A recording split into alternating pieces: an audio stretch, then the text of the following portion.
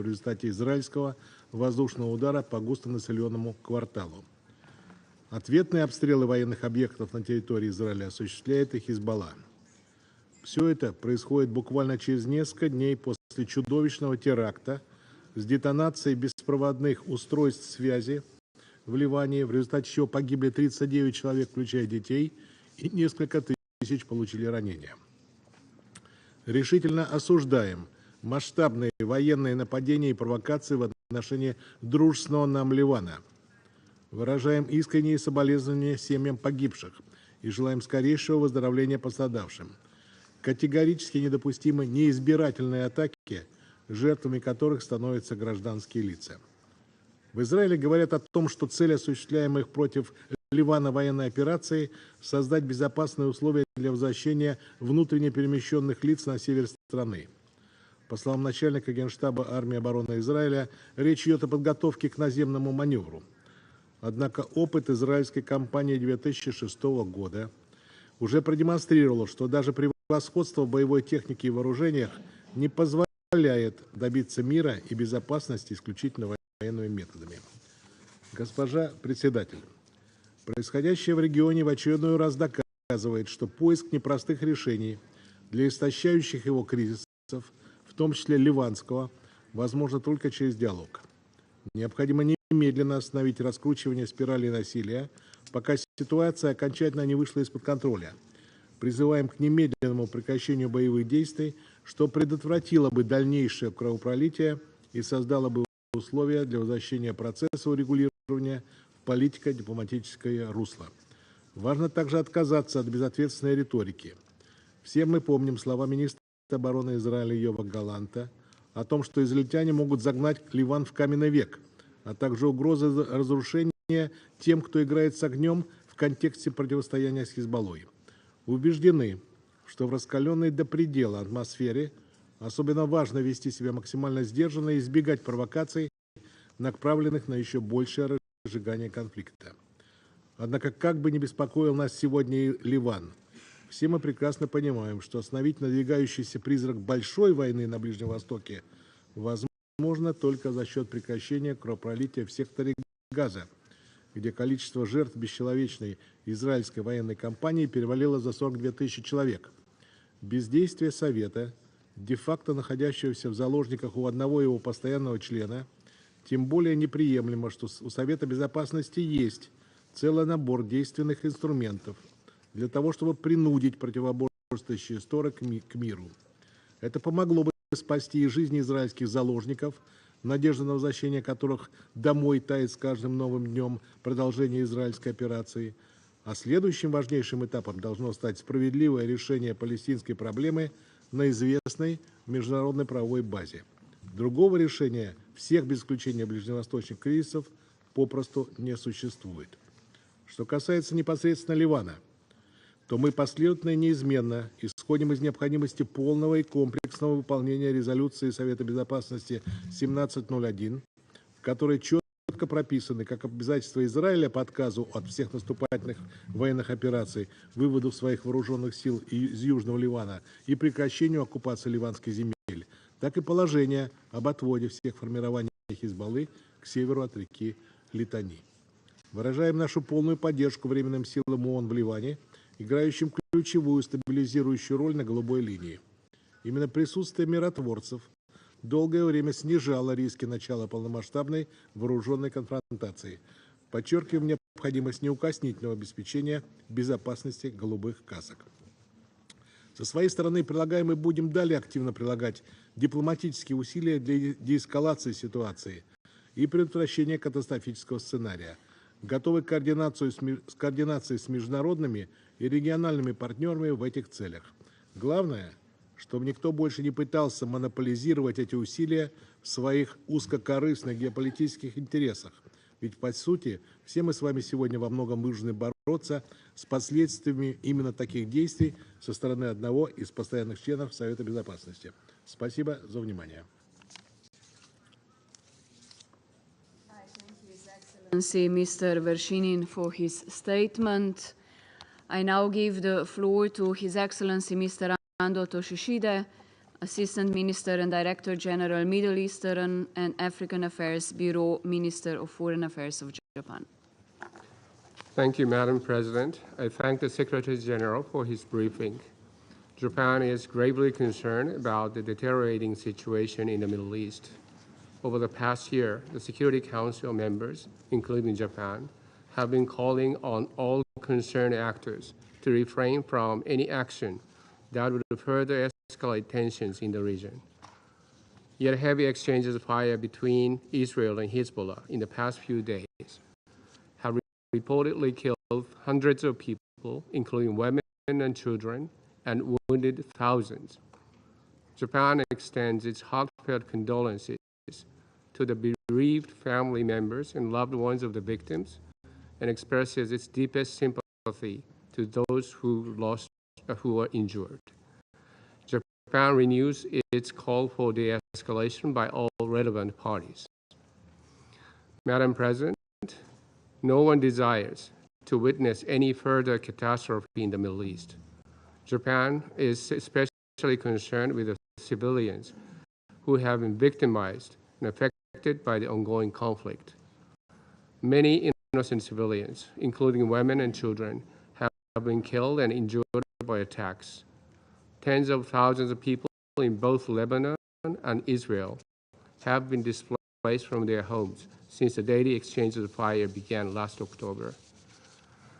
We once again urge all the parties to immediately take all measures to prevent civilian casualties and adhere to international law, including the protection of civilians.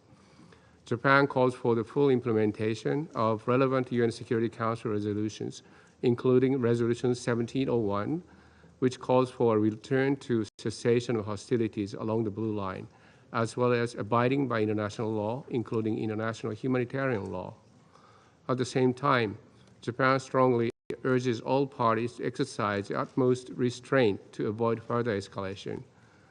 Japan supports the tireless efforts made by UNIFIL together with UNSOL and UNSCOL to reduce tensions. Japan also reiterates its strong support for an immediate ceasefire in Gaza and the release of the hostages based on the outlines of Security Council Resolution 2735. We reaffirm our strong commitment to making every diplomatic effort to end the cycle of violence and restore peace and stability in the Middle East. Thank you, Madam President. I thank His Excellency Mr. Ando for his statement. I give the floor now to the representative of Sierra Leone. Thank you, Madam President. I thank Secretary General Antonio Guterres for his important briefing on a tragically escalating situation. I acknowledge the participation of His Excellency, President of the Council of Ministers of Lebanon.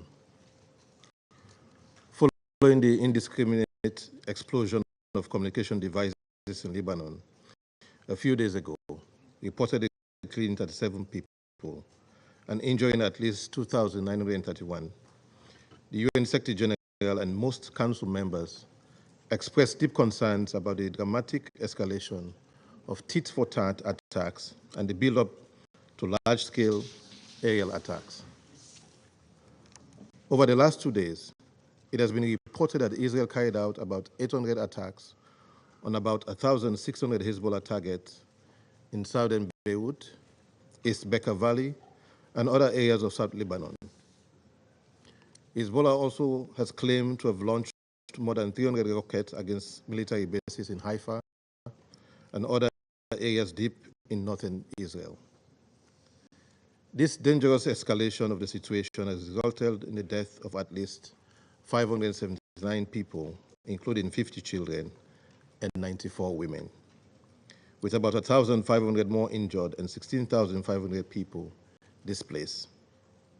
It is also reported that Hezbollah rockets and missiles fired into northern Israel caused damage to civilian areas and injured few people. Sierra Leone expresses grave concern for the safety of civilians and cautions the parties to the conflict that the deliberate targeting of civilians and essential civilian infrastructure is a clear violation of international humanitarian law.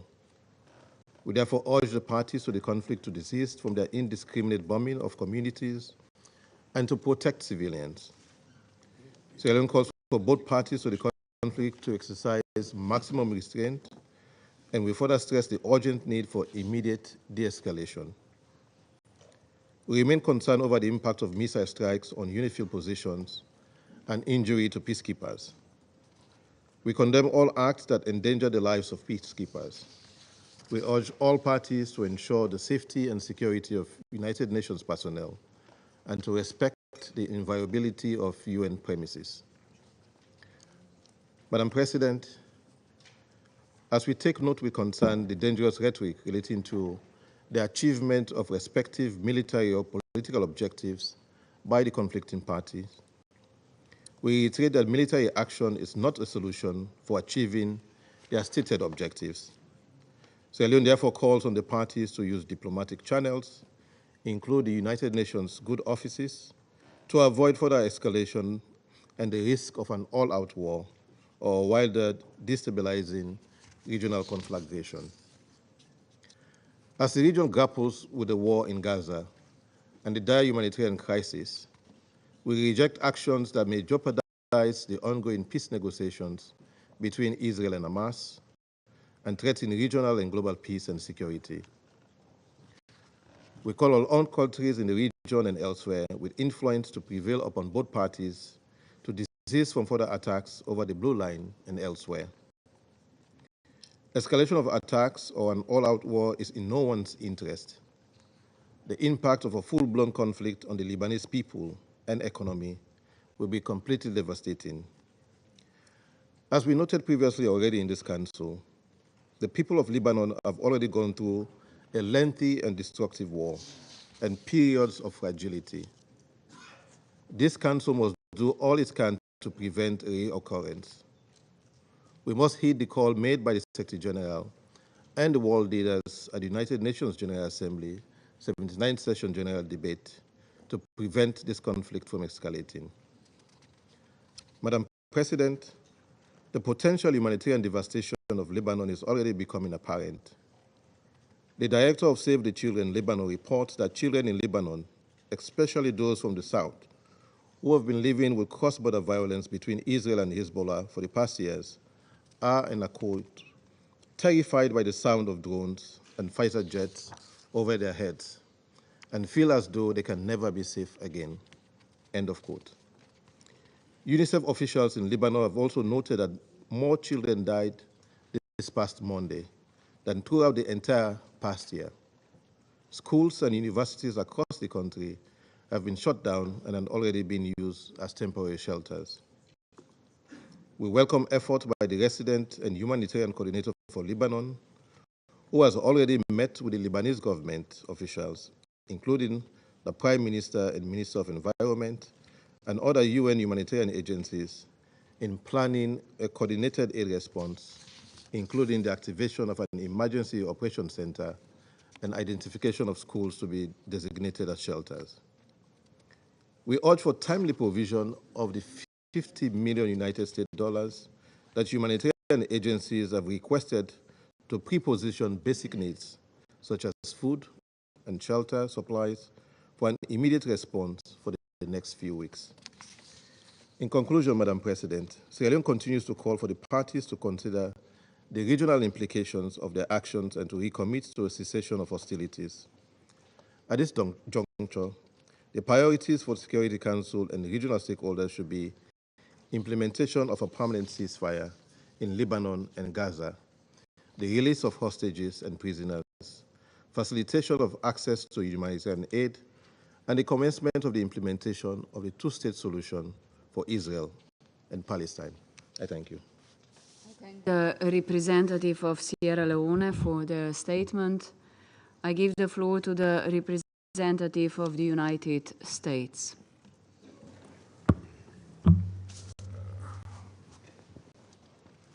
Thank you, Madam President. And thank you, Mr. Secretary General, for your briefing.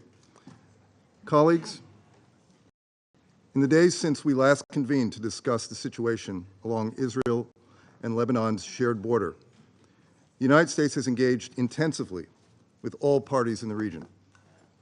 Our aim is clear: to avert a broader war that we believe is in no party's interest, not the people of Israel and not the people of Lebanon.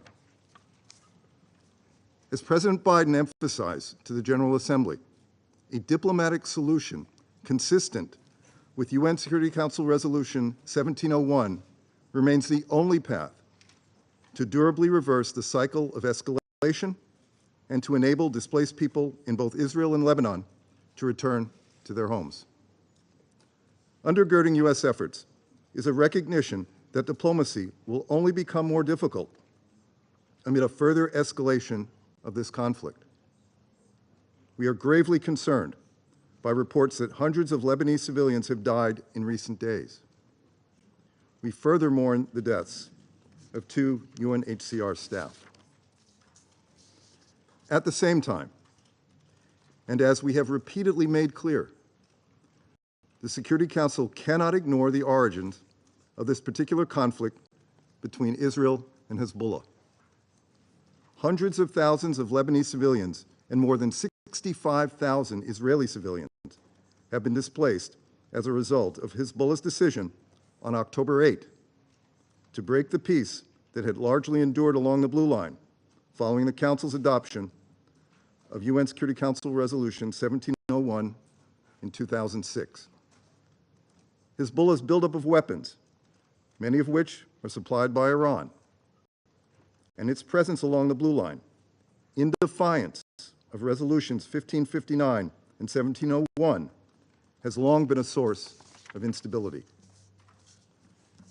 Nobody wants to see a repeat of the full-blown war that occurred in 2006. But the path to enduring stability goes beyond ending cross-blue line strikes. It must end with a comprehensive understanding relating to the Blue Line that has real implementation mechanisms. As we learned in 2006, diplomacy is most effective when the international community unites with a shared goal and speaks with one voice. We are working with other countries on a proposal that we hope will lead to calm and enable discussions to a diplomatic solution. We encourage the Security Council to lend its support for these diplomatic efforts in the coming days. Colleagues, even as we work to avert a broader war, we have been clear that Israel has the right to defend itself against Hezbollah's attacks, to include the escalatory ballistic missile launch that targeted Tel Aviv last night, in addition to the rockets fired every day since October 8. No member of this Council would tolerate a terrorist group conducting rocket and ballistic missile attacks on its territory. And all parties must comply with international humanitarian law and take all reasonable steps to minimize harm to civilians, especially those in densely populated areas. The United States also underscores its strong support for UNIFIL and emphasizes the importance of all parties ensuring that UNIFIL personnel are safe and secure. In this dangerous moment, it is imperative that we work together to help Lebanon's people and the region avoid further tragedy. The United States will continue to do our part and appreciates the efforts of other nations who share our commitment to forging a diplomatic solution. Thank you, Madam President. I thank the representative of the United States for their statement. I give the floor to the representative of the Republic of Korea. Thank you, Madam President. The devastating communication device attacks last week were shocking. But the Israeli airstrike across Lebanon since Monday are even more staggering and distressing. On September 23rd alone, more than 500 people were killed, marking Lebanon's highest death toll since the long civil war and equaling half the total death during the bloody 2006 conflict. I would now like to highlight the following points. First, protecting civilians is not an option. It's an obligation and the cornerstone of IHL. While it is claimed that the attacks targeted military objects, the bombing across Lebanon have devastated civilian and medical infrastructure, causing widespread casualties, displacement, and panic in all Lebanese communities. Simultaneously, thousands of Israelis have been forced into bomb shelters due to Hezbollah's rocket attacks that have expanded in frequency, intensity, and range. Neither can be justified. My delegation is also deeply saddened by the death of 2 UNHCR employees during Monday's Israeli airstrikes. International humanitarian law clearly provides for the duty of all parties to ensure the protection of humanitarian workers at all times. This is also an obligation. Second, we urgently call on all parties to exercise maximum restraint, prioritize de-escalation, and elevate common efforts to avoid an all-out war in the region. From the Blue Line to Gaza, the West Bank, Yemen, and Syria, the region is at serious risk of descending into a broader and more destructive war. History has shown that declarations like escalate to de-escalate rarely achieve peace. We therefore condemn any inflammatory rhetoric advocating mass destruction, the potential reoccupation, or even new settlements in southern Lebanese territory. Such words undermine peace and put millions of Lebanese and Israelis in peril of even greater violence. Diplomacy is the only viable path to sustainable peace, and such statements must stop. We also condemn all hostilities surrounding the Blue Line, which have significantly increased since last weekend. We are deeply concerned about their ongoing impact on the safety and operations of UNIFIL, in which the Republic of Korea is actively participating. And we reiterate that the security of UN peacekeepers must be ensured. We call on parties to cease all attacks against Israel and respect the territorial integrity, sovereignty, and political independence of Lebanon within its recognized borders. Madam President, we stand at the edge of an abyss, but it is not too late to step back. Urgent diplomacy, de-escalation, a ceasefire in Gaza, and the implementation of relevant Security Council resolutions, including Resolution 1701, are the only viable path forward. Thank you. Representative of Republic of Korea for the statement. I give the floor now to the representative of Malta. Thank you, Madam President. The situation in Lebanon is quickly approaching a dangerous and devastating tipping point. As noted by the Secretary General, the country is on the brink. Time is running out for us to protect the millions of lives that will be impacted across the Middle East and beyond if this situation continues to deteriorate. Since the atrocities committed by Hamas and other terrorist groups on Israel on October 7th, we have witnessed over 11 months of near daily exchanges of fire across the Blue Line, further exacerbating an already highly volatile context. On 17 and 18 September, widespread simultaneous explosions across Lebanon killed dozens and injured thousands. The consequences of such a widespread attack, including the large number of civilian casualties, were foreseeable. Such actions also reflect a worrying disregard for established norms in IHL. Over recent days, we have witnessed Israeli airstrikes across Lebanon. The scale and intensity of these attacks has resulted in the deaths of over 550 people, including women and children, and over 1,800 injured. They have damaged civilian infrastructure, severely impacted Lebanese health services, and caused major civilian displacement. Worryingly, we are again hearing echoes of the rhetoric similar to that used to justify the thousands of attacks on medical and UN facilities in Gaza since last October. As the Secretary General warned, we cannot let Lebanon be transformed into another Gaza.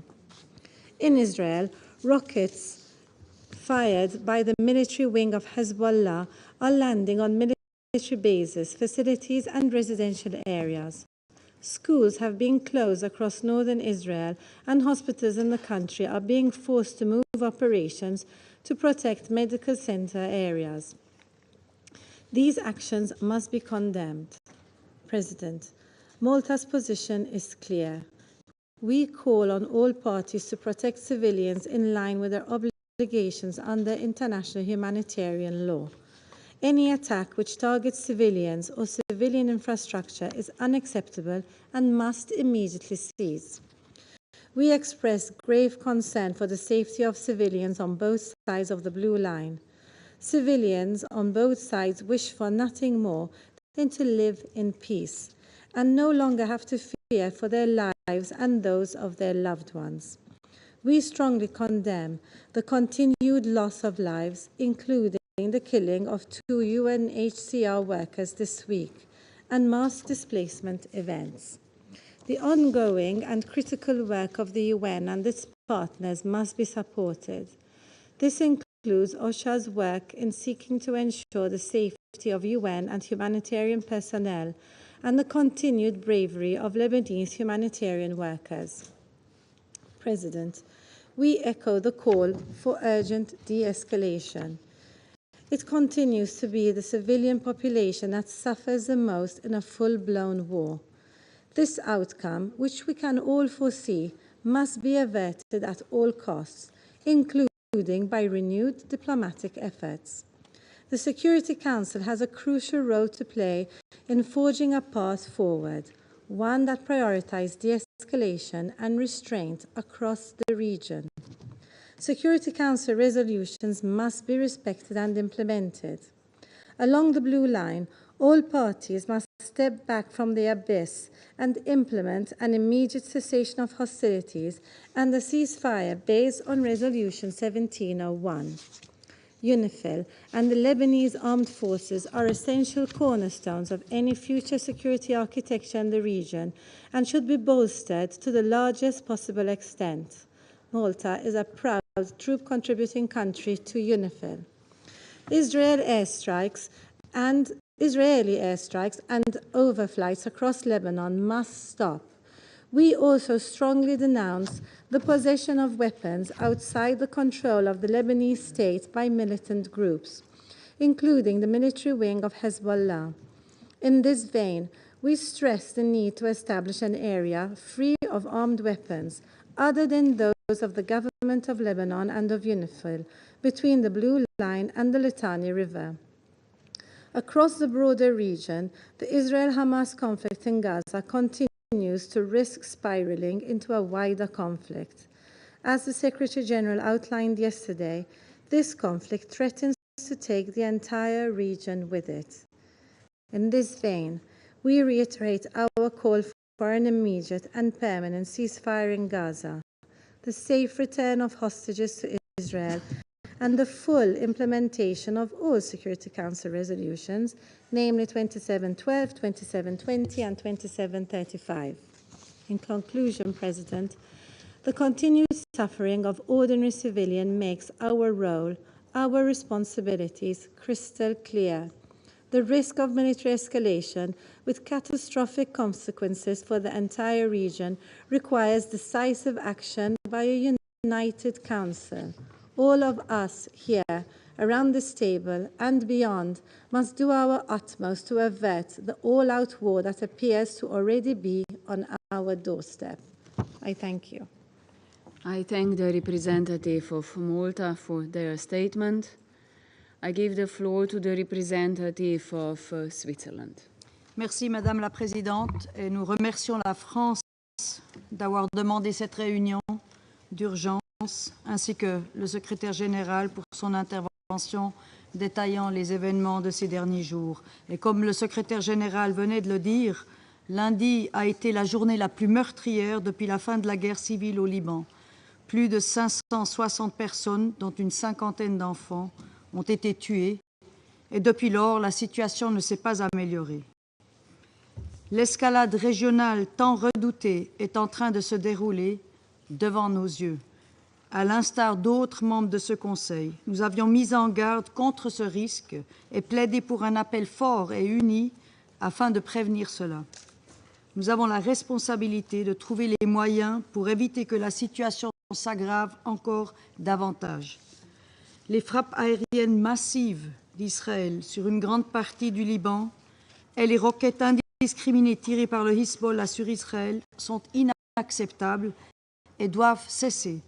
Nous condamnons le fait que, selon les informations du ministère de la Santé libanaise, ces frappes aient fait de nombreuses victimes civiles. Ce bilan tragique et les traumatismes causés à la population civile au Liban sont inadmissibles. Il en va de même pour les blessés, les dégâts et la peur constante que les tirs de roquettes génèrent parmi la population israélienne. Je présente nos condoléances très sincères à toutes les familles des victimes civiles de ce conflit.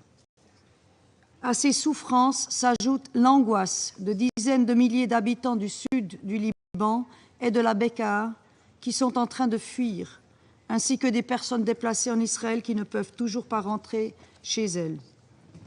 Une chose est absolument claire, le dialogue et la désescalade sont les seuls moyens pour mettre fin à ce conflit. La dynamique actuelle risque de mener à une guerre générale que toutes les parties disent vouloir éviter. Nous soutenons donc tous les efforts pour arriver à une solution diplomatique. Toutes les parties doivent s'engager en vue de la mise en œuvre intégrale de la résolution 1701 qui est reconnue par tous. Ce Conseil a réaffirmé son soutien à cette demande à l'unanimité il y a un mois. La résolution dresse un chemin pour résoudre les causes sous-jacentes du conflit et permettre aux populations au Liban et en Israël de vivre en paix et en sécurité. La Suisse appelle donc Israël et le Hezbollah à cesser immédiatement les hostilités. Le droit international humanitaire doit être pleinement respecté par toutes les parties, notamment les principes de distinction, proportionnalité et précaution dans la conduite des hostilités, et ce en toutes circonstances. Prendre toutes les précautions possibles pour protéger les civils, y inclus le personnel humanitaire et médical, est une obligation en vertu du droit international humanitaire conventionnel et coutumier. Nous rappelons aussi que les attaques contre les civils et l'infrastructure civile indispensable peuvent constituer des crimes de guerre. La redevabilité doit être assurée. Nous sommes indignés par la mort de 2 employés du Haut Commissariat pour les réfugiés des Nations Unies tués au Liban, au sud du Liban. Assurer la protection des travailleurs humanitaires, ancrée dans le droit international humanitaire et rappelé dans la résolution 2730 de ce Conseil, est central et un point que la Suisse a souligné lors d'une rencontre ministérielle cette semaine. La sécurité du personnel de la FINUL est également centrale. Cette force, à laquelle la Suisse contribue par l'intermédiaire de l'ONUST, accomplit actuellement son travail dans un environnement extrêmement difficile. Nous saluons les efforts que la FINUL et l'UNSCOL continuent à livrer pour réduire les tensions et assurer la liaison entre les parties. Nous devons faire en sorte que ce conflit, comme celui à Gaza, où nous ne cesserons pas d'insister sur un cessez-le-feu, ainsi que sur la libération des otages et un accès humanitaire rapide et sans entrave, prennent fin immédiatement. Ce Conseil doit contribuer à une solution diplomatique de toute urgence et s'exprimer d'une voix unie pour éviter un embrasement régional que tous veulent éviter et dont la population civile paierait le prix fort. Je vous remercie. I thank the representative of Switzerland for their statement. I give the floor to the representative of Guyana. Thank you, Mr. President. I thank Secretary General Antonio Guterres for his briefing on the urgent and rapidly deteriorating situation in Lebanon. I also welcome the participation of Prime Minister of Lebanon in today's meeting. President, this council met only 6 days ago to discuss the recent attacks in Lebanon. Sadly, those deadly attacks using pagers and other communication devices pale in comparison to what occurred on Monday. Expressions of deep concern or alarm are wholly inadequate in capturing the true feeling of shock and devastation brought on by the reports that Israeli strikes killed more than 490 people, including 35 children, injured over 1,600 people in a single day. The death toll has since risen to over 560, including 50 children and 94 women. We note with deep concern that most of the airstrikes carried out by the Israeli Defense Forces on Monday were in the UNIFIL area of operations, and that 2 UNHCR staff members were among those killed. We extend our condolences to their families. At the same time, Hezbollah has claimed multiple strikes against military targets of the Israeli Defense Forces with rocket barrages, drones, and artillery in northern Israel and the occupied Syrian Golan. Mr. President, Lebanon has faced constant strikes across its territory over the last 11 months. However, these most recent events are reportedly the deadliest barrage since the 2006 war. The continued attacks by one country on the territory of another sovereign state, especially in light of their indiscriminate nature, cannot be allowed to occur with impunity. The protection of civilians cannot be treated as an afterthought to one nation's supposed security objectives. World leaders are gathered here at the United Nations in reaffirmation of their commitment to the United Nations Charter. Just this morning, we talked about leadership for peace, and on Monday, we adopted a pact for the future.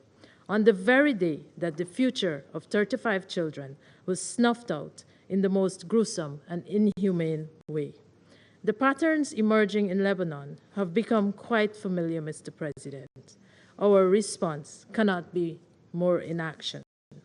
During yesterday's meeting on the war in Ukraine, most council members called for an end to impunity and demanded that violators of international law be brought to justice. Mr. President, when the council last met on this issue, Guyana described the situation in the Middle East as untenable. Now, I'm truly at a loss for words to describe the glaringly obvious disaster that awaits us. There will be no winner in any war in the Middle East. This much is fact. Yet, despite this reality, no party is willing to step back from the brink. Diplomatic efforts have not yet yielded significant results after almost 1 year. I call on those with influence to exert greater efforts. It is not too late to step back from the precipice. That process must begin with a ceasefire in Gaza and a recommitment to the full implementation of Resolution 1701. Guyana calls upon the parties to immediately cease the hostilities and to ensure that civilians are kept out of harm's way. Mr. President, the Lebanese people, much like the Palestinian people, have become innocent bystanders to the games of a handful of ideologues hell-bent on the achievement of their political pursuits. How much longer will we sit in this council only to express our concern and then gather in a few days later as circumstances inevitably worsen? The people of Lebanon are depending on us to act in this council. This council should consider the necessary action it can take to de-escalate the situation and ultimately end the war in Gaza. I thank you. I thank the representative of Guyana for their statement, and I give the floor to the representative of Ecuador. Gracias. Señor Presidente, quiero agradecer al secretario general, Antonio Gutiérrez, por la información proporcionada sobre la preocupante situación en el Líbano. No han transcurrido ni una semana desde la última vez que este Consejo sesionó para tratar este tema. Y la gravedad de los hechos y sus posibles consecuencias para toda la región así lo lamentan y lo ameritan. Desde entonces la violencia ha tenido una tendencia incremental a la detonación indiscriminada de aparatos de comunicación. Han seguido bombardeos aéreos por parte de Israel en Beirut y otras localidades y el lanzamiento indiscriminado de cohetes desde el Líbano a Israel por parte de Hezbollah. Estos hechos constituyen una violación a la resolución 1701, que conmina el cese definitivo de hostilidades en la línea azul y transgreden la soberanía del Líbano. La violencia contra la población civil a ambos lados de la línea azul amenaza con provocar mayores desplazamientos y convertirse en una nueva crisis humanitaria en la región. El Ecuador recuerda una vez más que las normas del derecho internacional humanitario deben ser respetadas por todos los actores del conflicto en todo momento. Señor Presidente, para contener las tensiones regionales es imperativo un cese al fuego que detenga la guerra en Gaza, que permita el ingreso suficiente de ayuda humanitaria a la zona, así como la liberación inmediata de los rehenes tomados por Hamás hace casi un año, durante los ataques terroristas del 7 de octubre, que el Ecuador nuevamente condena. Es urgente la implementación de la resolución 2735. Hay que dejar sin pretextos a quienes desean más violencia. Es asimismo necesario el compromiso de los países de la región y de los actores internacionales con influencia sobre las partes para evitar que el Medio Oriente continúe en una espiral de violencia conducente a la destrucción y a la miseria. Los organismos regionales también están llamados a actuar para que prevalezca la moderación y, sobre todo, la contención. El Ecuador apoya toda iniciativa que contribuya a desescalar el conflicto y llama a los líderes de todas las partes a actuar con valentía, responsabilidad y humanidad. Señor Presidente, colegas, la esencia del multilateralismo y un principio fundamental de la Carta de las Naciones Unidas es el arreglo pacífico de controversias. Como lo dijimos esta mañana en el debate abierto sobre el liderazgo para la paz, la prevención de conflictos, contemplada en la Carta y refrendada en el Pacto del Futuro adoptado esta semana, merece la mayor atención. Solo el diálogo, la construcción de la confianza y la solución biestatal permitirán alcanzar la elusiva pero tan deseada paz en Medio Oriente.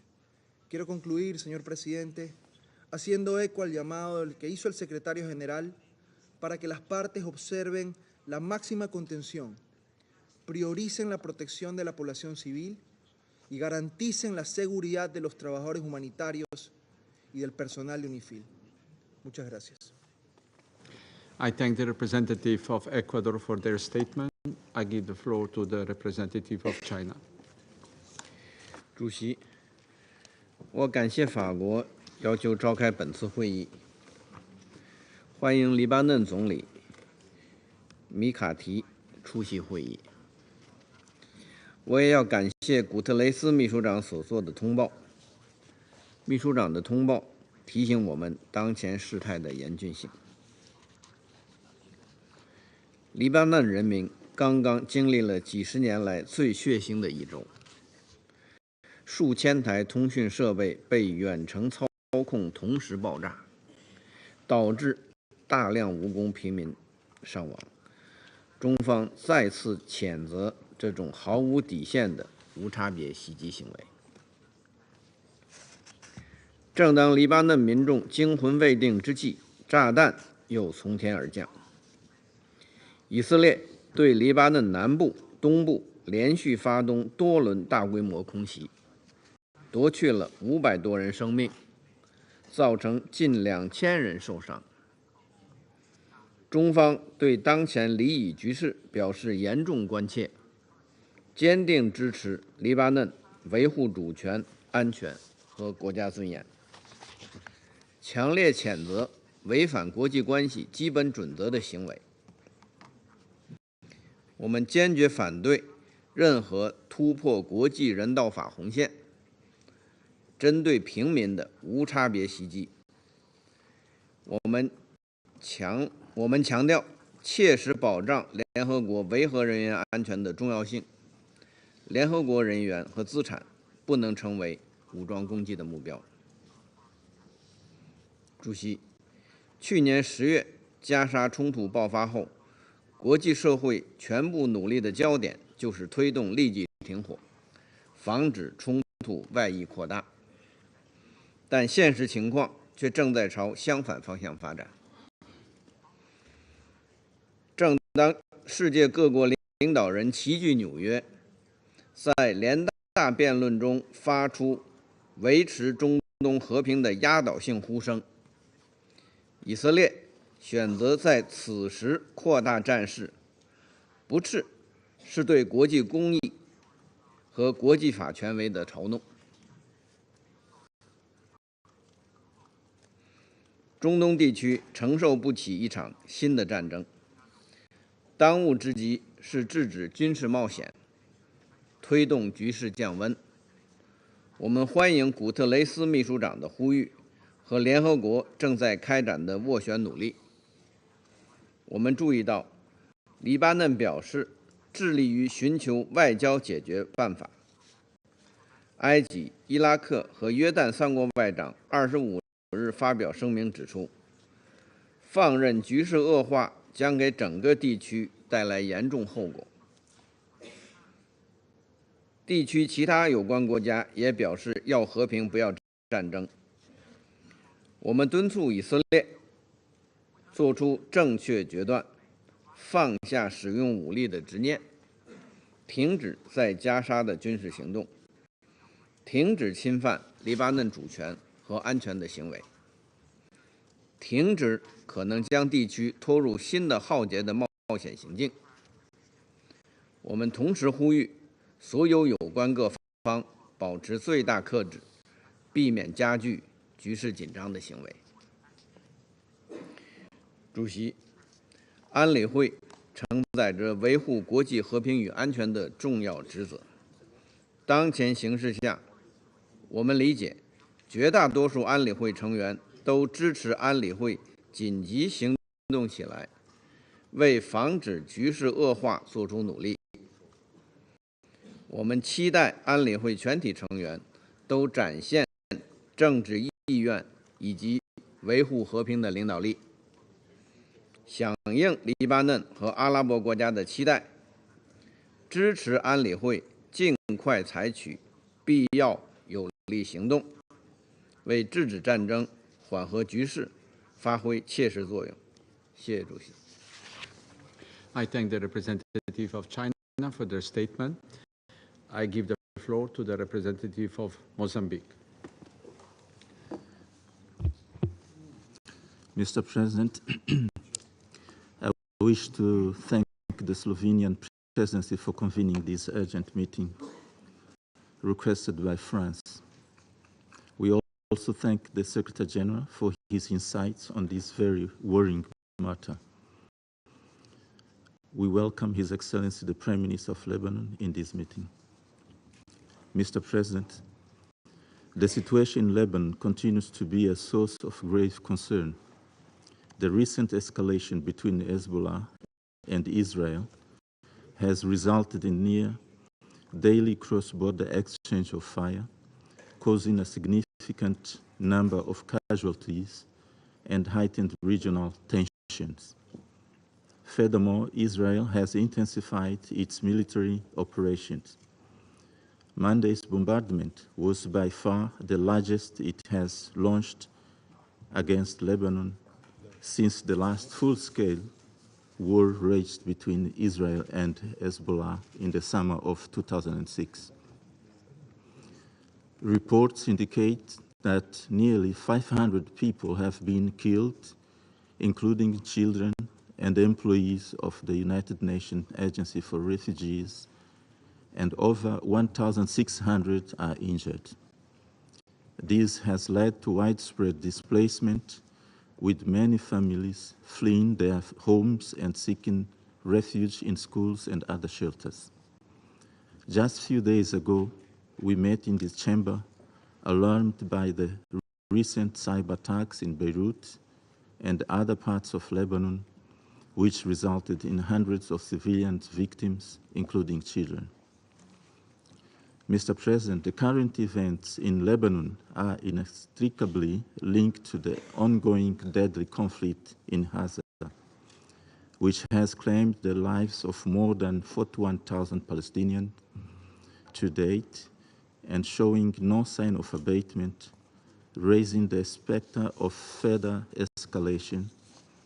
The humanitarian crisis is severe, and efforts to secure a ceasefire have so far been unsuccessful. We are deeply concerned about the potential of intensification of air raids in Lebanon in the coming days. It is in this connection that we reiterate our call on all parties to immediately cease all military operations on both sides of the Blue Line. We emphasize the critical need for de-escalation to prevent further instability, retaliatory actions, and bloodshed. We also reiterate the call on the parties to protect civilians, including humanitarian workers, in accordance with their obligations under international humanitarian law. We urge all parties involved to strictly adhere to international law and Security Council resolutions, particularly Security Council Resolution 1701, which called for, among others, a full cessation of hostilities, the withdrawal of Israel forces from Lebanon, and the deployment of Lebanese and UNIFIL forces in southern Lebanon. In this regard, we urge those Council members with significant influence on both sides to work towards de-escalating the ongoing hostilities. We emphasize the need for urgent diplomatic efforts to prevent further escalation and address the humanitarian crisis. To conclude, Mr. President, Mozambique reiterates its firm commitment to the principles of the United Nations Charter and stands ready to support all efforts toward peaceful resolution of the conflicts in the Middle East. I thank you, Mr. President. I thank the representative of Mozambique for their statement. I now give the floor to His Excellency, Mr. David Lammy, Secretary of State for Foreign Commonwealth and Development Affairs of the United Kingdom of Great Britain and Northern Ireland. Mr. President, thank you, colleagues, for your contributions, and thank you, Secretary General, for your briefing. And I want to acknowledge the presence of the Prime Minister of Lebanon in the chamber today. This is a moment of maximum danger. We're on the brink, the precipice, at a few minutes to midnight. We talk of the risk of full-scale regional war, but the truth is we are already witnessing conflict on multiple fronts. In Gaza, in the West Bank, in Lebanon, and the Red Sea. The strikes in recent days have taken 550 lives in Lebanon, the death of civilians, women and children. The UN workers killed. The Hezbollah rockets that have killed Israelis are just the latest in the cycle of pain, anguish and loss. Mr. President, as we face the abyss, this Council has a duty to speak with one voice, and we must say that the rockets must stop now. The airstrikes must stop now. Talks must start now, with an immediate ceasefire on both sides now. It is time to pull back from the brink. Mr. President, a full-blown war is not in the interests of the Israeli or the Lebanese people. And that is why, within hours of last week's strikes, I called for an immediate ceasefire between Lebanese, Hezbollah, and Israel. Since then, we've worked closely with the United States and France to formalize a wider demand for the ceasefire and a political plan to implement it. And at the UN in New York, the Prime Minister and I have been urging our G7 and other partners to do the same. Our priority must be a political solution. In line with Resolution 1701, it is our duty to do all we can to exert maximum diplomatic pressure so Israeli and Lebanese civilians can return to their homes, so lives can be saved, so security can return to northern Israel and southern Lebanon, so that daily life can begin to return. Now, let me be clear.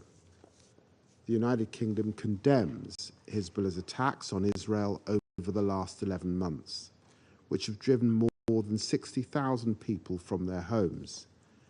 There was no justification for these attacks. They have brought misery to ordinary people in Lebanon and Israel, and they have done nothing to end the conflict in Gaza or secure Palestinian statehood. And Iran, nothing justifies supplying weapons to terror groups in defiance of this council. We call on Tehran to use its influence and urge Hezbollah to agree to a ceasefire.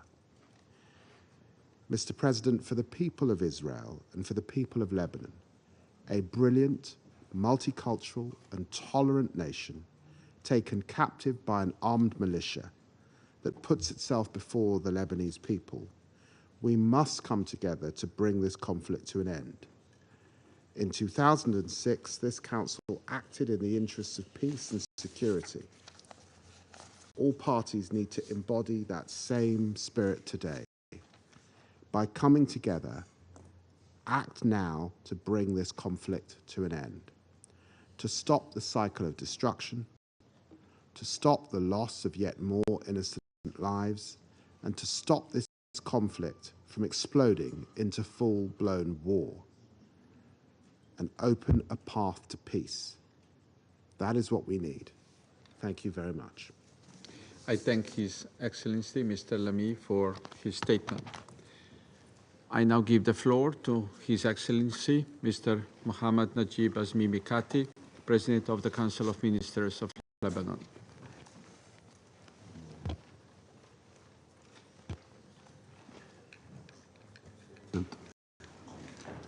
Mr. President, سيد الرئيس، أود في البداية أن أعبر عن امتناني العميق للجمهورية الفرنسية على دعوتها لعقد هذه الجلسة المهمة لمجلس الأمن في ظل الأوضاع الصعبة التي يمر بها لبنان. لقد كانت فرنسا دائما صديقة وفية للبنان وشعبه، وقد وقفت إلى جانبنا في أصعب الظروف، وخير دليل على ذلك الجهد المخلص الذي تقوم به فرنسا اليوم بالتعاون مع الولايات المتحدة الأمريكية من أجل إصدار بيان مشترك مدعوم دوليا من أجل وضع نهاية لهذه الحرب القذرة. كما أشكر ستوفانيا رئيسة مجلس الأمن لهذا الشهر على تلبيتها لهذه الدعوة، وأشكر سعادة الأمير العام على الإحاطة التي قدمها في بداية هذه الجلسة. والشكر للجزائر الشقيقة ممثلة المجموعة العربية في مجلس الأمن على دعمها المستمر لنا، وأشكر جميع أعضاء هذا المجلس الكريم على دعمهم المستمر لسيادة لبنان ووحدته واستقراره. كما أنتهز المناسبة لأشكر جميع أعضاء هذا المجلس أيضا على دعمهم لقرار تمديد ولاية ليونيفيل بناء لطلب لبنان. سيد الرئيس، نحن اليوم في لبنان نواجه انتهاكا واضحا لسيادة الدولة اللبنانية وحقوق الإنسان عبر الممارسات الوحشية للعدو الإسرائيلي بحق دولتنا وشعبنا اللبناني من خلال استباحة سيادته عبر إطلاق طائراته ومسيراته في سمائه، وقتل المدنيين فيه شبابا ونساء وأطفالا، وتدمير المنازل، وأرغام العائلات على النزوح في ظل ظروف إنسانية قاسية. هذا عدا عن بث الترهيب والرعب في نفوس المواطنين اللبنانيين، وذلك على مرأى من العالم كله دون أن يرفوا لهم جفن. وللأسف عدد الشهداء المدنيين الأبرياء والجرحى في ارتفاع مستمر، فالمئات من المدنيين قد فقدوا حياتهم في غضون أيام قليلة، والمستشفيات أصبحت غير قادرة على استقبال المزيد من الجرحى. لبنان اليوم هو ضحية عدوان إلكتروني، سيبراني، جوي، بحري، وقد يتحول إلى عدوان بري، بل إلى مسرح لحرب إقليمية واسعة. وآمل أن أعود إلى بلادي متسلحا بموقفكم الصريح الداعي لوقف هذا العدوان واحترام سيادة بلدي وسلامته. ما نشهده اليوم هو تصعيد غير مسبوق مع اللجوء إلى وسائل وآليات جديدة لا سيما إلكترونية لإلحاق الأذى بأبناء شعبي. إن المعتدي يزعم أنه لا يستهدف إلا المسلحين والسلاح، ولكني أؤكد لكم أن مستشفيات لبنان تعج بالجرحى المدنيين، وبينهم العشرات من النساء والأطفال. أمام ذلك يبقى السؤال: من يضمن عدم حصول هكذا اعتداءات على دول أخرى إذا لم تتخذ إجراءات رادعة وعقابية حاسمة بحق المعتدي؟ من يكفل لنا كدولة لبنانية أو أي دولة أخرى سلامة غذائها ومائها وأي مواد تدخل أراضيها من أي ضرر؟ سيد الرئيس، إن هذه الأحداث لا يمكن فصلها عن تاريخ طويل من النزاعات والانتهاكات التي عانى منها لبنان منذ عقود، وقد شكلت الاعتداءات الإسرائيلية المستمرة على الأراضي اللبنانية انتهاكا صارخا لسيادة الوطنية وحقوقنا كدولة في عضو في الأمم المتحدة. إن هذا الوضع ليس جديدا، فلبنان قد مر بفترات طويلة من التوترات والاعتداءات التي كانت تهدد استقراره وسلامة مواطنيه. لكن لبنان يبقى عاصيا على كل التحديات، واللبنانيون واجهوا ويواجهون بشجاعة كل الاعتداءات على كل حبة من تراب الوطن. سيد الرئيس، إنني أتحدث باسم لبنان، ووجودي هنا ليس لتقديم شكوى فقط، ولا لتقديم عرض مفصل عن عدد الشهداء والجرحى والدمار الذي هجر البشر ودمر الحجر، فذلك مثبت للرأي العام العالمي بالصوت والصورة. وإنما وجودي هنا للخروج من هذه الجلسة بحل جدي يقوم على تضافر جهود جميع أعضاء المجلس الأمن للضغط على إسرائيل لوقف فوري لإطلاق النار على كل جبهات وعودة الأمن والاستقرار لمنطقتنا. الشعب اللبناني يرفض الحرب ويؤمن بالاستقرار ويعمل من أجل المستقبل، ولبنان دولة مؤسسة للأمم المتحدة، وهو من المساهمين في وضع ميثاقها، كما شارك لبنان في صياغة الإعلان العالمي لحقوق الإنسان عبر الدكتور شارل مالك. إن هذا الإسهام يعكس التزام لبنان العميق بالقيم الإنسانية والعدالة الدولية. واليوم باسم هذه القيم التي جمعتنا تحت مظلة الأمم المتحدة جئنا لنؤكد على حق لبنان في الاستقرار والأمن والأمان، وحقه في السيادة والدفاع عنها، وحقه في استعادة أراضيه المحتلة. إن التوترات الحالية ليست وليدة اللحظة، بل هي نتاج تراكمات طويلة من النزاعات والاعتداءات التي لم تجد حلولا جذرية. إن إسرائيل لم تتوقف عند انتهاك قرارات الأمم المتحدة التي صدرت على مدى سنوات طويلة، وخصوصا قرار 1701 الذي كان من المفترض أن يشكل إطارا لتحقيق الاستقرار الدائم في جنوب لبنان. ولكن للأسف ما زلنا نرى الانتهاكات الإسرائيلية لسيادتنا على مدار الساعة برا وبحرا وجوا. إن هذه الانتهاكات المتكررة تقوض كل جهود الاستقرار وتعرض المنطقة كلها خطر الانفجار في أي لحظة.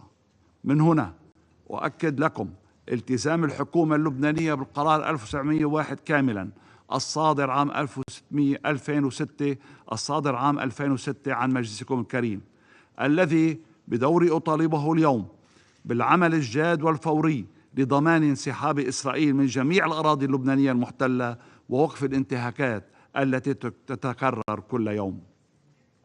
كما نؤكد على ضرورة وقف العدوان الإسرائيلي على غزة بشكل فوري، لأن تداعيات ما يجري هناك تنعكس بشكل مباشر على الوضع في لبنان والمنطقة، وهي لن تقف عند حدوده، وإنما قد تشمل كل الشرق الأوسط إن لم يتم معالجتها بالسرعة الممكنة.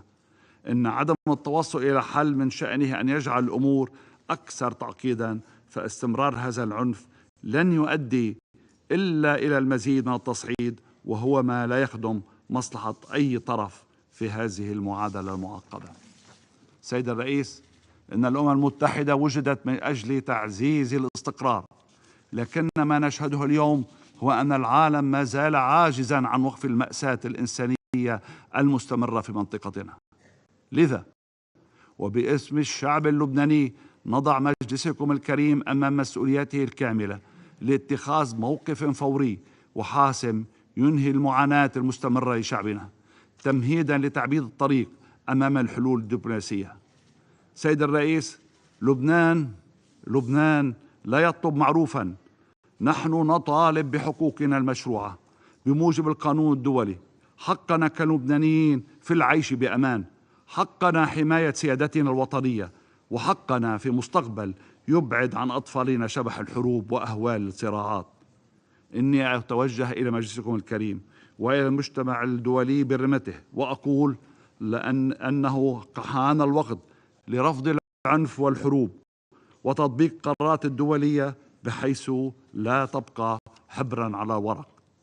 الأدوات موجودة، وما نحتاجه الآن هو الإرادة الصادقة والتعاون الفعال. دعونا اليوم أن لا نضيع هذه الفرصة.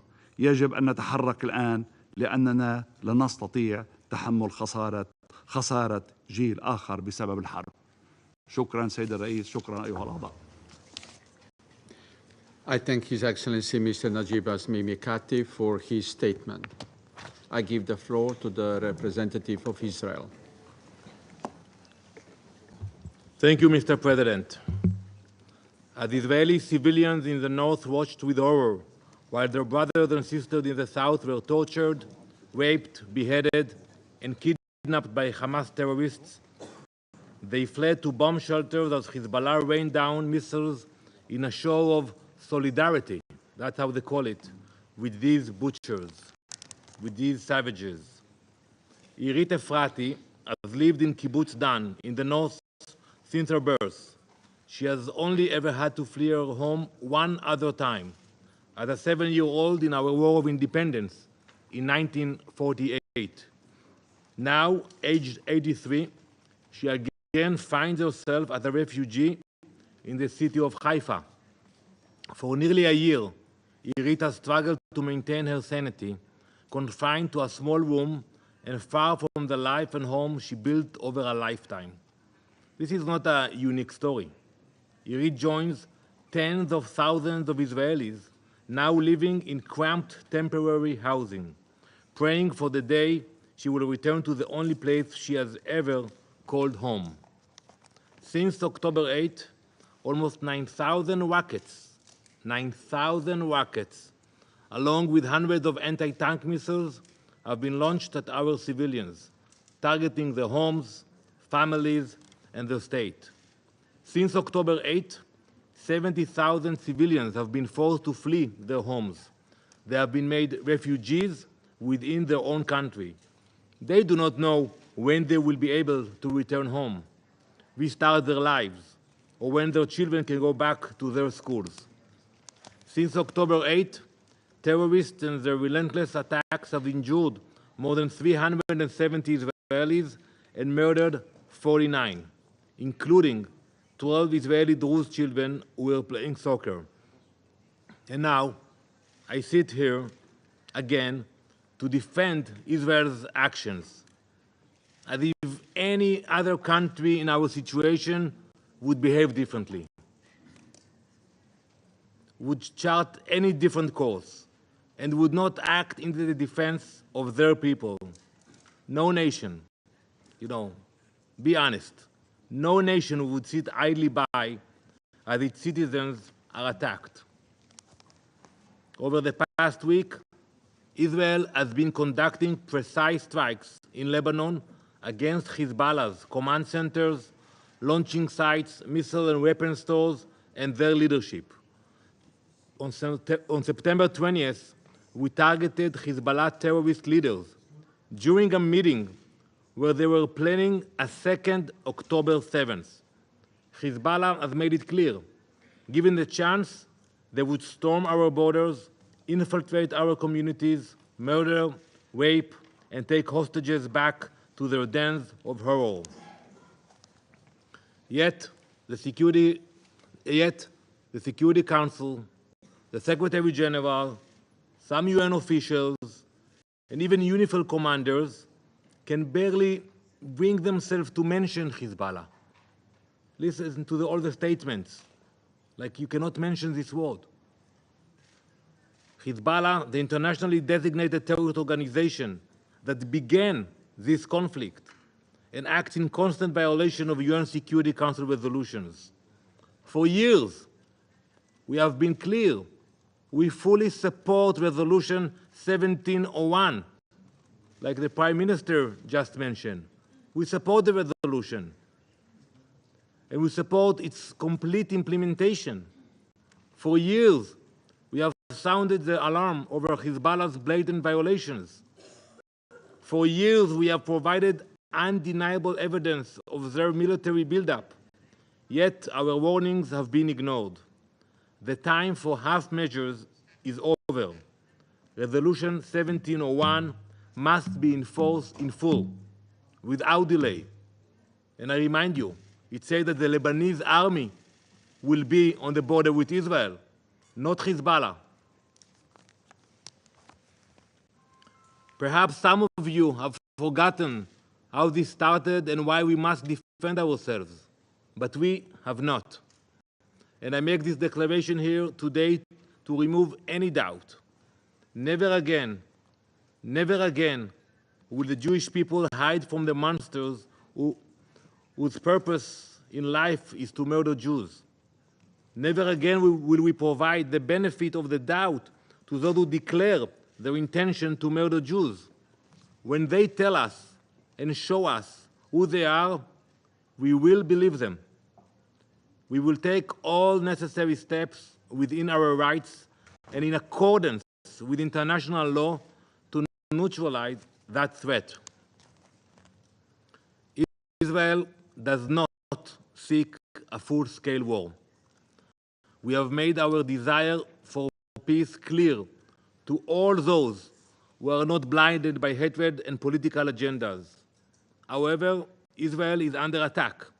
In the last 24 hours, northern and central Israel have faced a new wave of relentless attacks, with over 150 rockets launched deep into Israeli territory, into areas that are home to 1.5 million Israelis. These strikes have injured civilians and destroyed homes in communities like Tzfat and Rosh Pina. This morning, Hezbollah escalated their aggression, launching a surface-to-surface missile towards Tel Aviv. At the same time, Iran's other proxy, the Islamic resistance in Iraq, one of many in the Middle East, has claimed responsibility for UAV and cruise missile attack on our northern and eastern regions.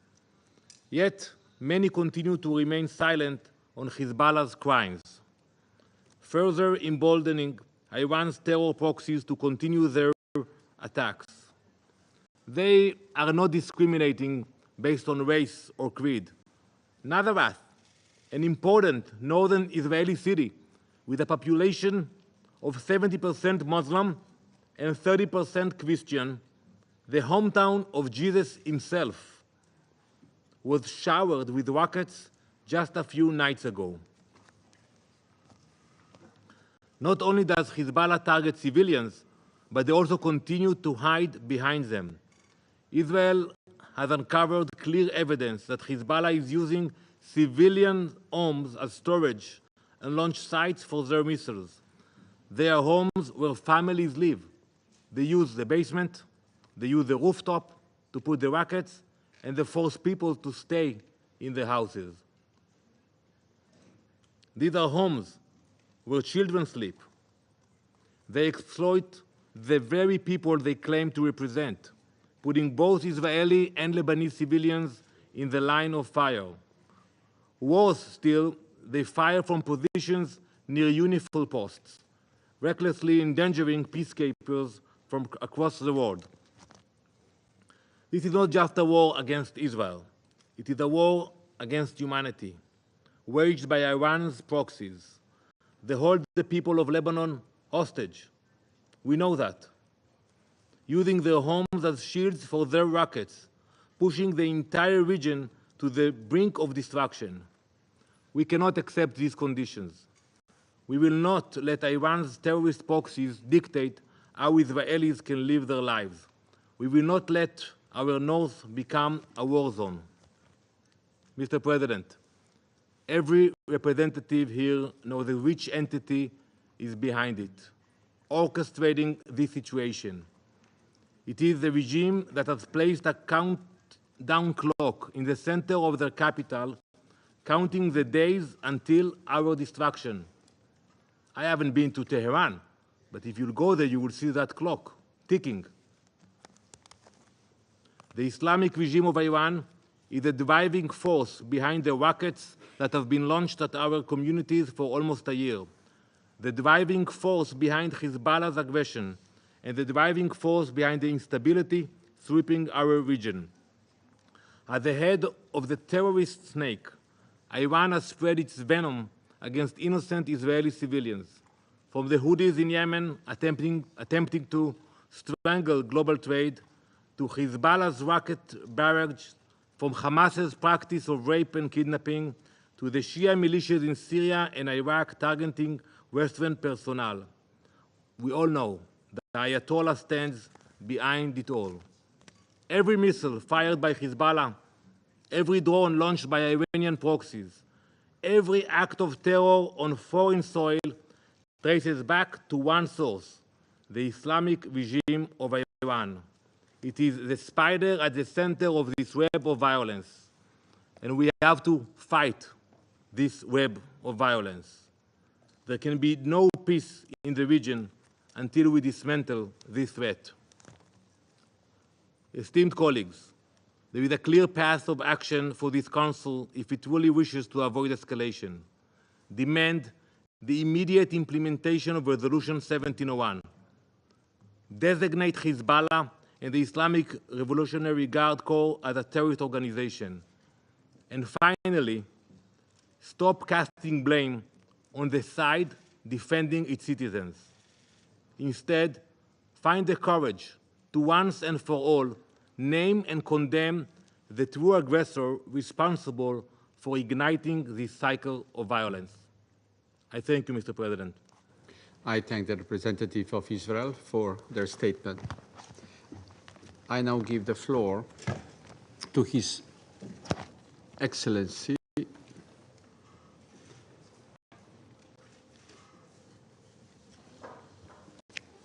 okay. He's here.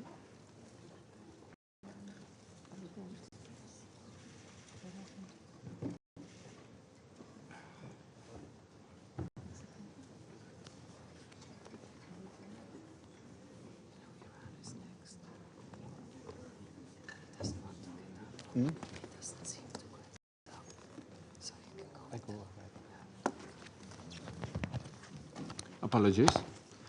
I now give the floor to His Excellency Mr. Ahmed Al-Bugait, Secretary General of the League of Arab States. Thank you, Mr. President. سيد الرئيس، صار واضحا لدينا جميعا اليوم أن ما نخشى منه قد وقع. لقد انتقلت شرارة النار التي أشعلها الاحتلال في غزة إلى لبنان، الذي تعرض سكانه خلال يومين لضربات عشوائية غاشمة لم يروا مثيلا لها منذ عقدين. الآن نفهم لماذا رفض الاحتلال الإسرائيلي المقترح تلو المقترح لوقف إطلاق النار في غزة. إسرائيل ببساطة لم تكن ترغب في وقف الحرب، وإنما في توسيعها، معرضة شعوب المنطقة كلها لوضع بالغ الخطورة ومقامرة بحياة الناس ومستقبل السلام الذي ترسخ مع بعض الدول العربية لعقود، وضاربة عرض الحائط بكل محاولات وقف هذا الانزلاق المتهور نحو الهاوية. كان الطريق واضحا من أجل نزع فتيل التصعيد، وقف الحرب الظالمة والغاشمة والدموية على غزة.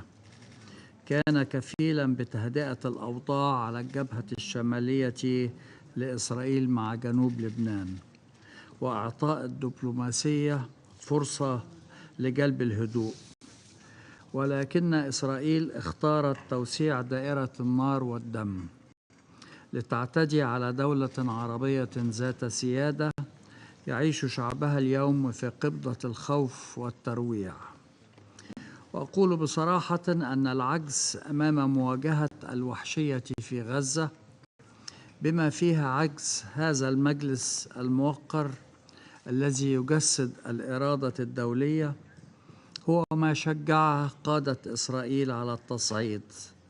لقد وجدوا الطريق ممهدا ومفروشا بغياب المحاسبة وغياب العقاب، بل وغياب أي ضغط حقيقي لتغيير المسار. نحن نعرف كيف تشتعل الحروب، لأننا عشنا هذه التجارب الأليمة في الشرق الأوسط لعقود. ما تفعله إسرائيل اليوم هو استدعاء متعمد وأحمق لعاصفة لن يكون أحد بمنأى عن أذاها ومخاطرها. لن يكون أحد بمنأى عن أذاها ومخاطرها. ما تفعله إسرائيل شهدنا مثله كثيرا في التاريخ الحديث للشرق الأوسط، وتعلمنا الدروس واستخلصنا العبر. ولكن البعض تصور له غطرسة القوة أنه قادر على تحقيق أهدافه بقتل أكبر عدد ممكن من البشر. البعض يتصور أن السلام لا يتحقق إلا مخضبا بالدماء، وأن الدول تعيش بالسيف وحده.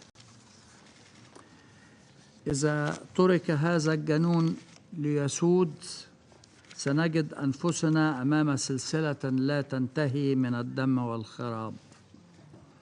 إن أمامنا اليوم فرصة حقيقية للتراجع عن الهاوية.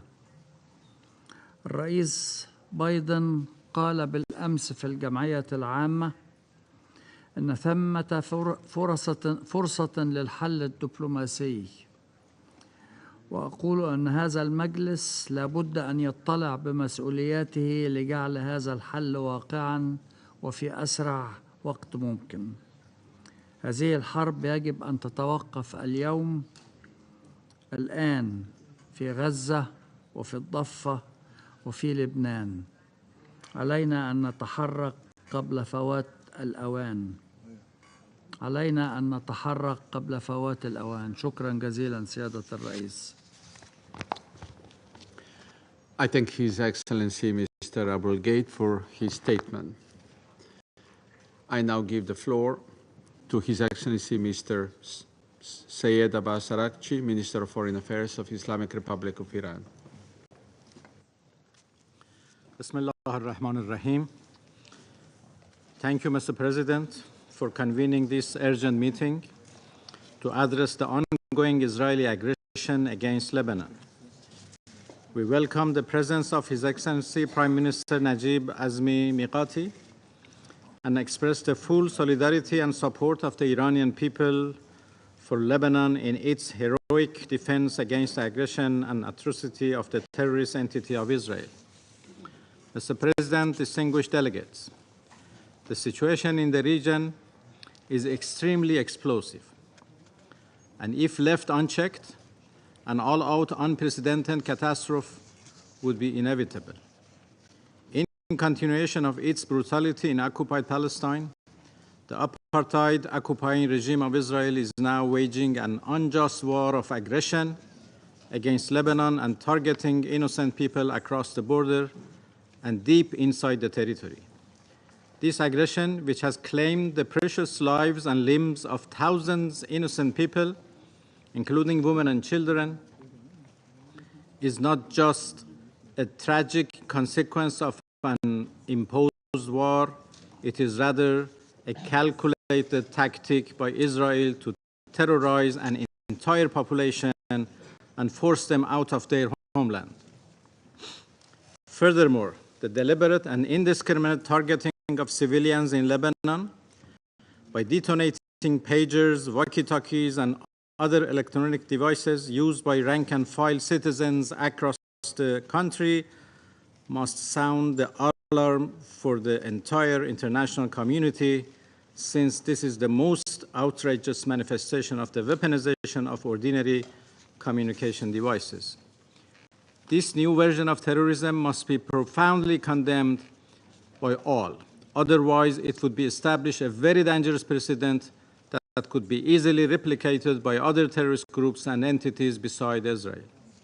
It is a shame that the Security Council was not allowed by the United States to issue a simple press statement in condemnation of this mass terror. And it has prevented the same council from doing any meaningful act to stop the genocide in Gaza. Mr. President, the Zionist regime's aggression against Lebanon could not be isolated from the overall situation in the region. For this terrorist regime, international humanitarian law and the principle of human dignity mean nothing.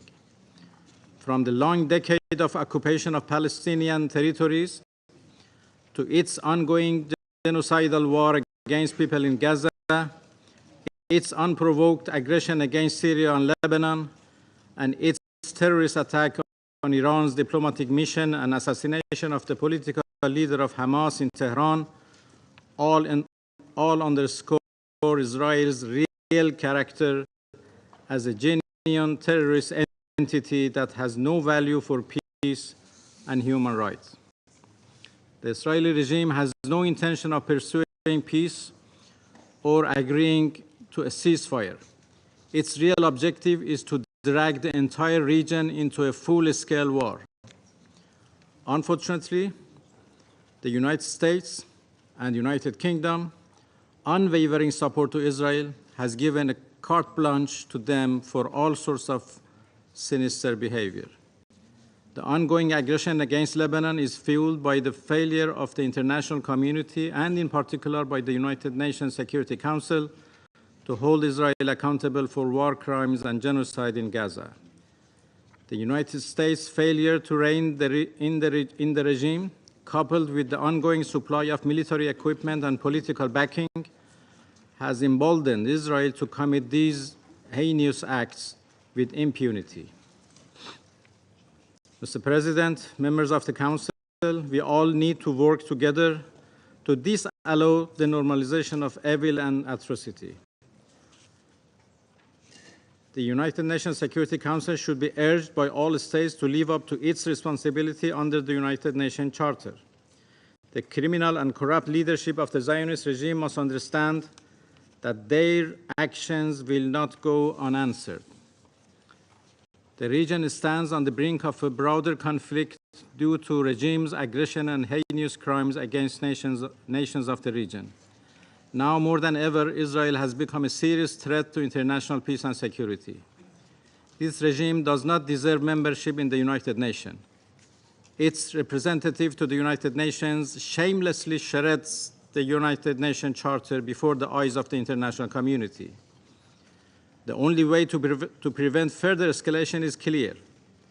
Israel must immediately cease its war on Gaza, and its attacks on Lebanon must stop.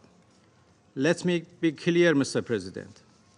Without the ceasefire in Gaza, there would be no guarantee for peace in the region. The international community cannot afford to remain silent. We call on the Council to respond with urgency and determination. The United Nations Security Council, which bears the legal responsibility for maintaining international peace and security, must shoulder its responsibility and respond decisively to Israel's aggressive and terrorist actions in Lebanon.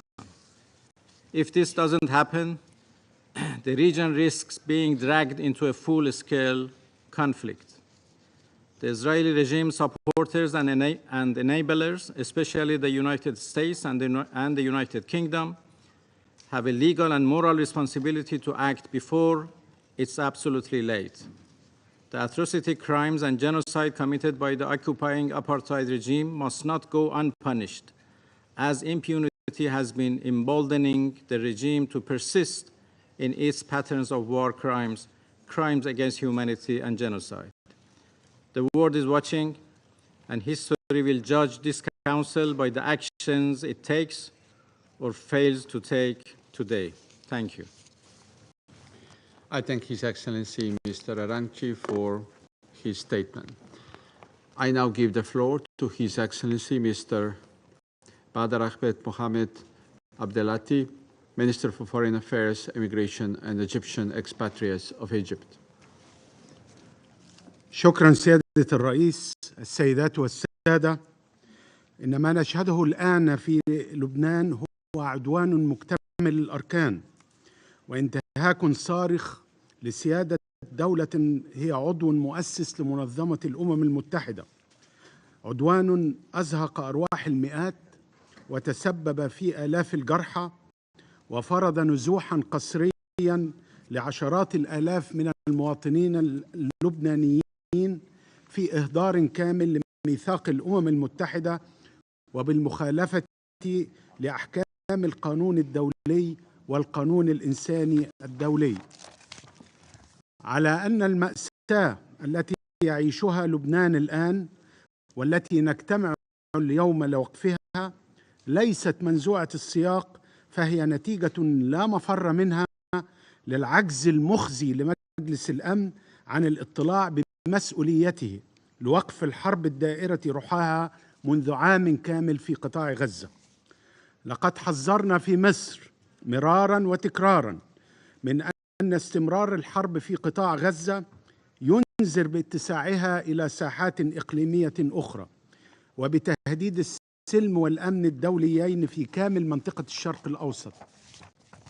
ولنقلها بمنتهى الصراحة، فما شهدناه على مدار عام كامل في غزة وما نشاهده الآن في لبنان مرشح للتمدد لساحات أخرى في المنطقة ما لم يقم المجتمع الدولي بمسؤوليته لوضع حد لآلة القتل والتدمير، ولن تجد معه الحلول الجزئية وسياسة المسكنات المؤقتة.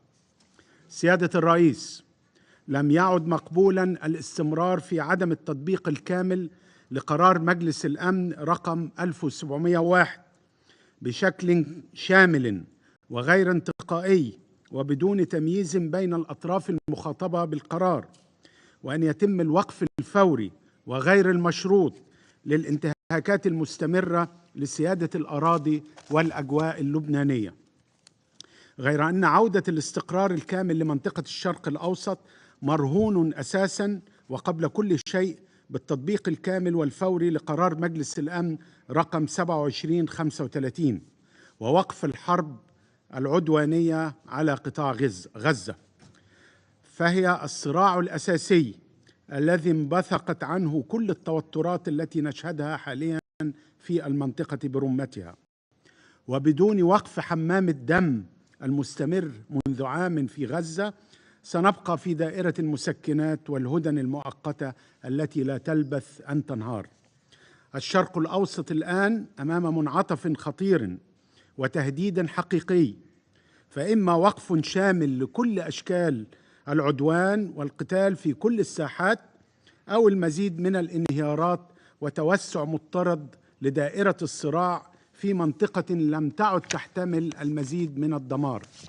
هذه هي مسؤوليتنا التي أرجو أن يكون اجتماع مجلس اليوم على قدرها، وأن نضع حداً للكارثة غير المبررة وغير المقبولة التي يعيشها لبنان. شكراً سيادة الرئيس.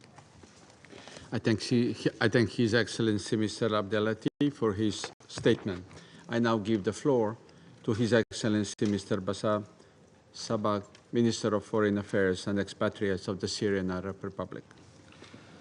شكرا سيد الرئيس. سيداتي والسادة، لقد عقد مجلس الأمن قبل أيام معدودة جلسة طارئة للتعامل مع الهجوم الإرهابي السبراني الإسرائيلي على اللبنانيين، والذي أدى لاستشهاد عشرات المدنيين وإصابة الآلاف غيرهم بجروح خطيرة، وذلك عبر قيام كيان الاحتلال بتحويل أجهزة مدنية إلى أدوات للقتل الجماعي. إن عدم اتخاذ هذا المجلس لأي إجراء لردع إسرائيل قد شجعها على تصعيد عدوانها على لبنان الشقيق، حيث تواصل إسرائيل منذ عدة أيام قصفها الهمجي العنيف الذي لم يستثني البشر والحجر، كما لم يوفر منزلاً أو مشفى أو مدرسة إلا واستهدفها، مما أسفر عن استشهاد المئات من المدنيين. أكثر من 500 شخص استشهدوا في يوم واحد، بمن فيهم النساء والأطفال والمراسلين الإعلاميين وعمال الإغاثة، والتسبب بحركة نزوح كبيرة.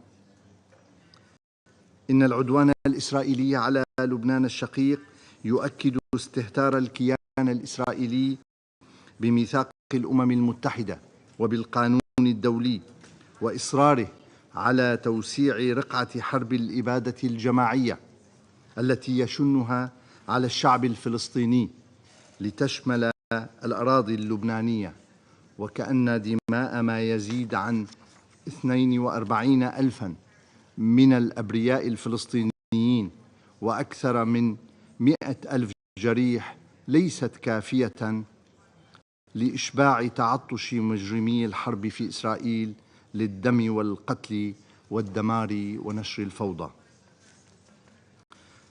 إن الجمهورية العربية السورية تدين بأشد العبارات العدوان الإسرائيلي الهمجي المشين على لبنان الشقيق، وتجدد الإعراب عن تضامنها الكامل مع الشعب اللبناني واستعدادها التام لتقديم الدعم والمساعدة للأشقاء اللبنانيين في كافة القطاعات التي يحتاجونها.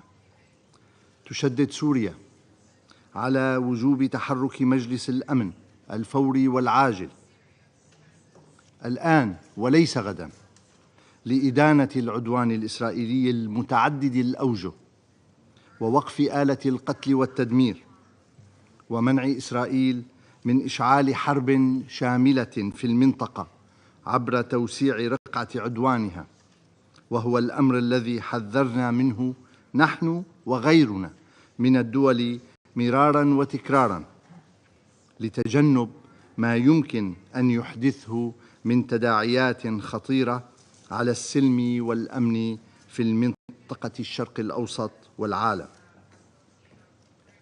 السيد الرئيس، إن الحرب العدوانية الإسرائيلية على الشعب الفلسطيني التي قاربت على العام قد ترافقت أيضاً مع اعتداءات ممنهجة ومتكررة على سوريا، حيث استهدفت قوات الاحتلال الإسرائيلي بالصواريخ مناطق عديدة في سوريا، أدت لارتقاء العديد من الضحايا المدنيين وجرح الكثير غيرهم، وإيقاع أضرار في البنى التحتية والمنشآت الحيوية المدنية والأبنية السكنية، لا بل وحتى استهدفت المقرات الدبلوماسية. لقد طالبت سوريا إلى جانب غالبية الدول الأعضاء في الأمم المتحدة بوضع حد لذلك العدوان، ووقف هذه الانتهاكات المستمرة لسيادة الأراضي السورية، بما في ذلك استمرار احتلالها للجولان العربي السوري منذ العام 1967. إن الجمهورية العربية السورية تعتبر استمرار كيان الاحتلال الإسرائيلي في عدوانه الهمجي والوحشي على الفلسطينيين وعلى السوريين وعلى اللبنانيين ما كان ليحدث لولا الدعم اللامحدود والمتعدد الأوجه الذي تقدمه الولايات المتحدة الأمريكية لهذا الكيان، بما في ذلك الإفلات من العقاب، مما يجعلها شريكاً في هذا العدوان. تطالب الجمهورية العربية السورية مجلس الأمن بإنهاء حالة الشلل التي يعيشها والتحرك الفوري لوضع قراراته ذات الصلة بالصراع العربي الإسرائيلي، وفي مقدمتها القرارات 242 و338 و497 موضع التنفيذ، وتؤكد على أن المنطقة لن تنعم بالسلام والاستقرار ما لم يتم إنهاء الاحتلال الإسرائيلي لجميع الأراضي العربية المحتلة في فلسطين وسوريا ولبنان. شكرا سيد الرئيس. I thank His Excellency Mr. Sabag for his statement. I now give the floor to His Excellency Mr. Joseph Borrell Fontelles, High Representative of the European Union for Foreign Affairs and Security Policy and Vice President of the European Commission.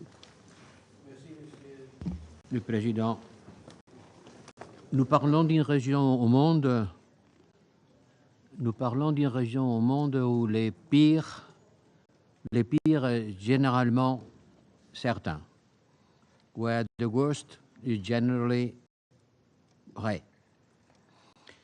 So I would first and foremost to express my deepest sympathy for the Lebanese people who have clearly for a long time been hostage from a conflict that they don't deserve and which is far beyond them. We all know the tragic situation on recent months. You have been explaining it, I will not repeat it. 60,000 Israeli inhabitants forced to leave their homes since October. Now 200,000 Lebanese on the roads, forced to flee the fighting, while their houses are being systematically destroyed. They will not have anywhere to come back. I'm not going to play the game of blaming one more than the other, but what I know is three things. First, escalation won't solve anything because war doesn't solve anything.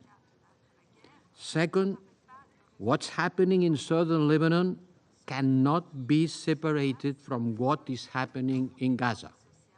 One thing influences the other. But at the same time, we have to do everything to avoid that southern Lebanon become a new Gaza. And it's becoming a new Gaza. As Secretary General said at UNGA, and as many of you have said,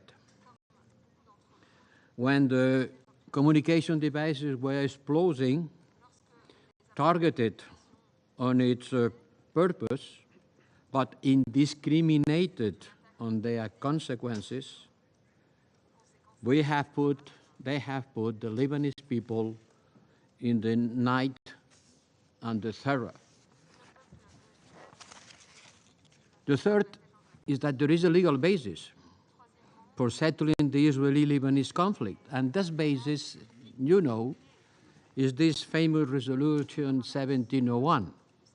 The little problem is that it has been approved more than 20 years ago, without being implemented. So what we can do in the face of the escalation in the face of this procession of death stretches under the door, and while the cannon sound is behind us.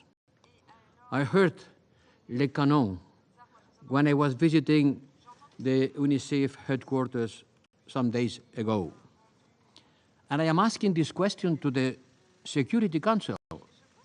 And allow me, and excuse me, but sometimes I wonder if it is not better the Council to talk about insecurity, who register cries, recriminations, and grievances without solving them, and when they agree on something, not being able to implement it. What a tragedy.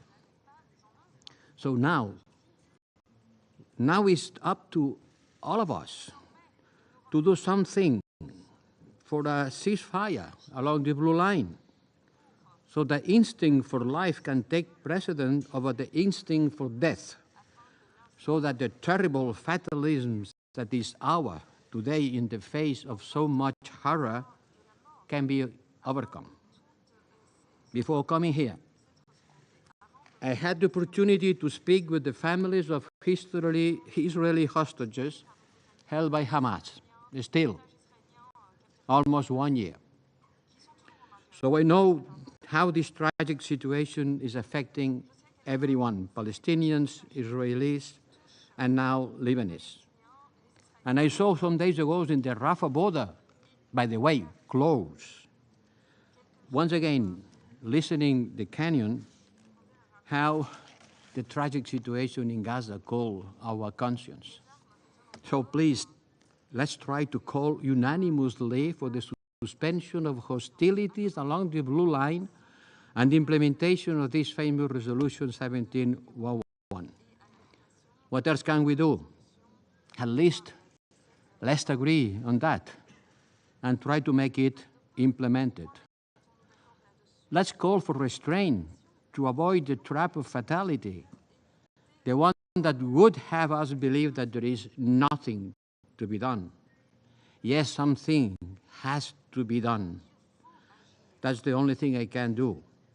But naming things is essential.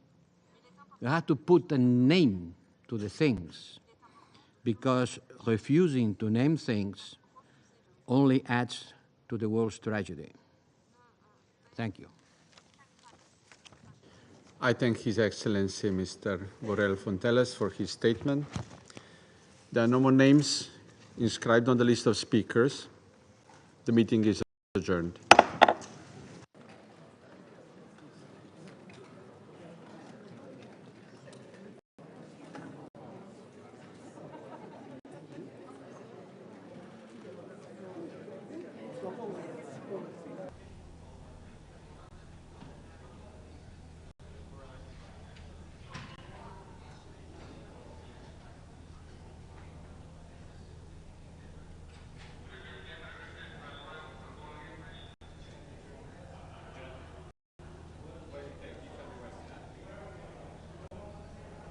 Hey, State, go, Hesed. Chris, Hesed.